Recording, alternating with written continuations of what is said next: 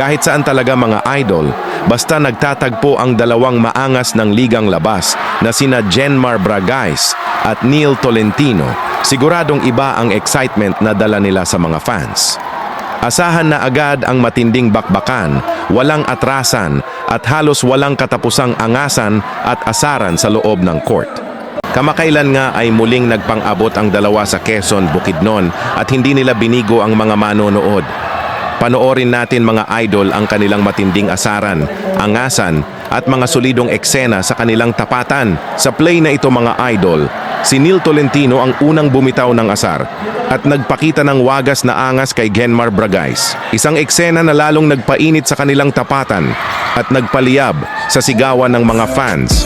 Ayaw niya na daw sa pogi kasi parang bading. Panis ka boy.